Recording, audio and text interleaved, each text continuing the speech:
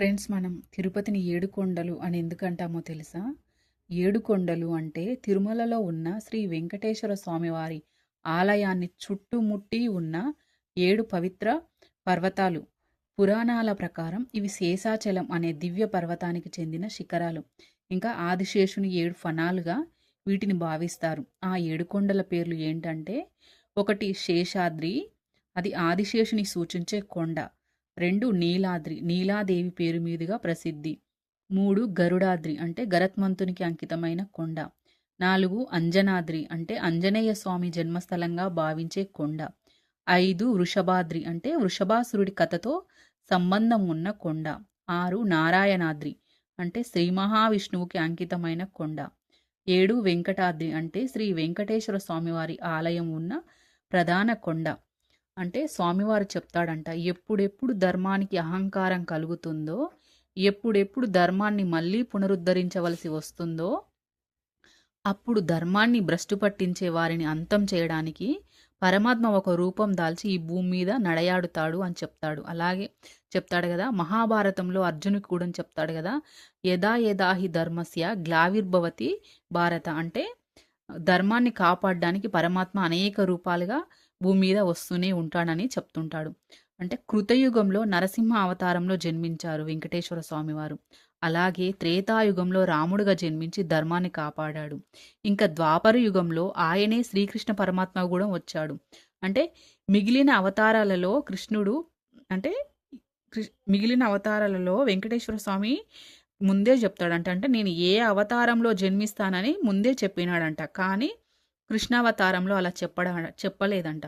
కృష్ణావతారంలో అర్ధరాత్రి వేళ అష్టమి నాడు శంఖచక్ర గదములను పట్టుకొని నల్లటి మబ్బు స్వరూపంలో మెరుపులు మెరిసిపోతూ తల్లి గర్భం నుండి ఆవిర్భవించి దర్శనమిస్తాడంట.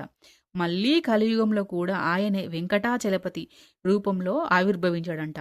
ఒకసారి స్వామివారు వైకుంఠంలో అమ్మవారితో సంతోషంగా గడపడానికి క్రీడాద్రి, ఆనందాద్రి అనే ఒక పర్వతాన్ని సృష్టించాడంట.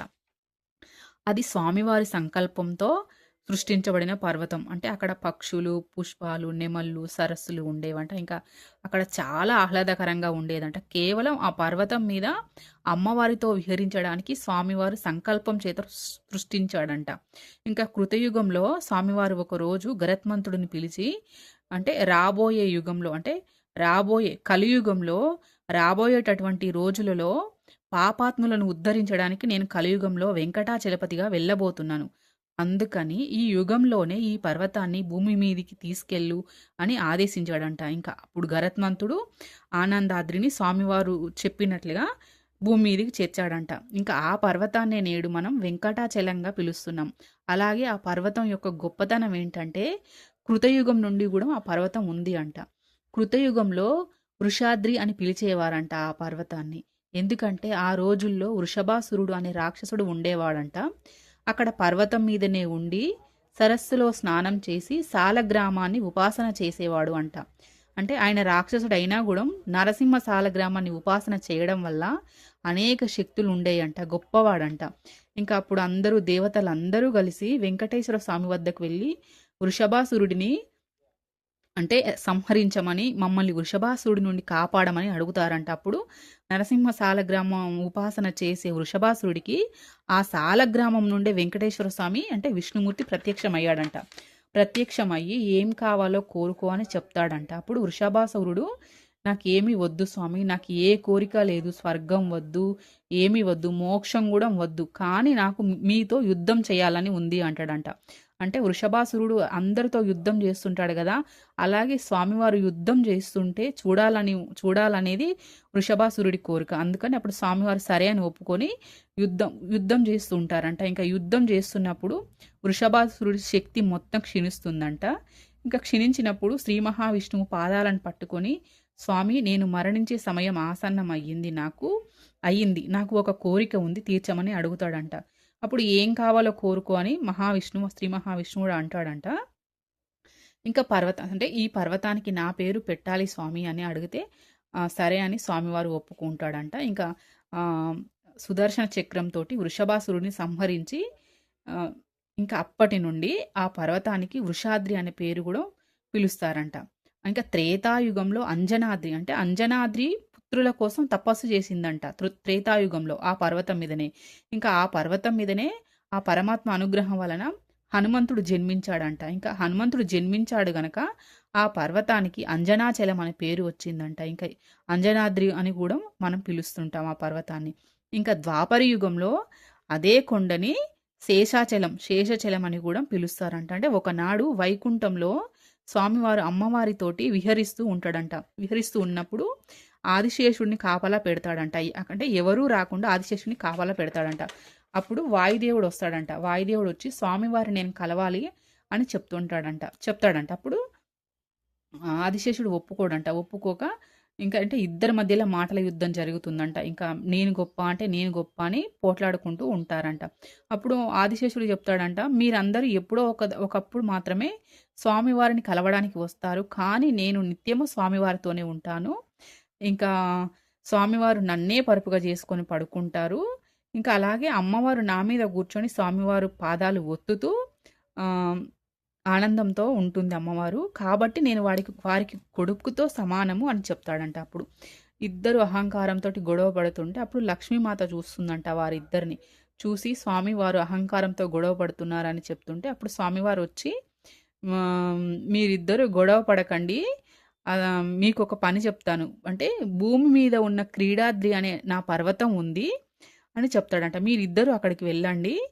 ఆదిశేషుడేమో పర్వతం చుట్టుముట్టుకొని ఉంటాడు. నువ్వేమో ఆ పర్వతాన్ని కదిలేలా చెయ్యాలి అని చెప్తాడంట.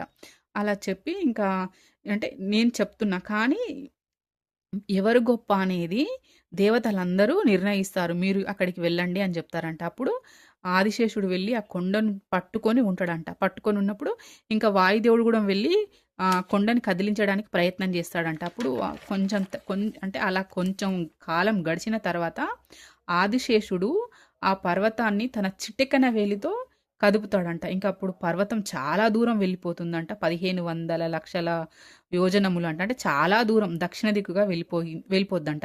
ఇంకా ఆ వేగానికి ఆదిశేషుడు ప్రాణం పోయినట్టుగా తల్లడిల్లిపోతాడంట. అలా తల్లడిల్లిపోయినప్పుడు ఇంకా ఆ పర్వతం యొక్క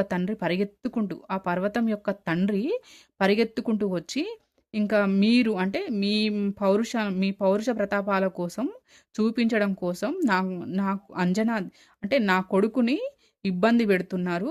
అలా చెయ్యకండి. ఆ పర్వతం అంత దూరం వెళ్ళింది. ఆ పర్వతాన్ని మళ్ళీ తీసుకొని వచ్చి ఇక్కడ పెట్టండి అని చెప్తాడంట. అప్పుడు ఆ వాయుదేవుడు మళ్ళీ ఆ పర్వతాన్ని యథాస్థానంలో పెడతాడంట. అంటే ఆ పర్వతం ఇంకా ఇప్పటికీ ఆ పర్వతము పాము పడుకున్నట్టుగానే ఉంటుందంట. ఇంకా ఆ పర్వతానికి ఇంకా శేషాద్రి అని పేరు కూడా వచ్చింది.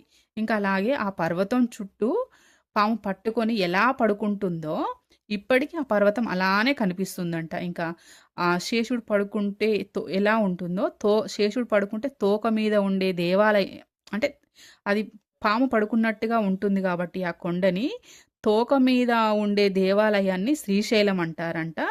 ఇంకా కొంచెం ముందుకొస్తే వీపు మీద ఉండే దేవాలయాన్ని అహోబలం అంటారంట. ఇంకొంచెం ముందుకొస్తే పాము యొక్క నోటిలో ఉన్న క్షేత్రాన్ని శ్రీకాళహస్తి క్షేత్రంగా పిలుస్తారంట. అంటే పాము యొక్క పడగ మీద ఉన్న నిలయాన్ని ఆనంద నిలయం అంటారంట. ఆనంద నిలయంలోనే ఆ పరమాత్మ వెంకటేశ్వర స్వామి ఉంటాడు. అక్కడ ఆనందం తప్ప ఏమీ ఉండదంట, దుఃఖం ఉండదంట. ఈ కథ మీకు నచ్చితే లైక్ అండ్ సబ్స్క్రైబ్ చేయండి.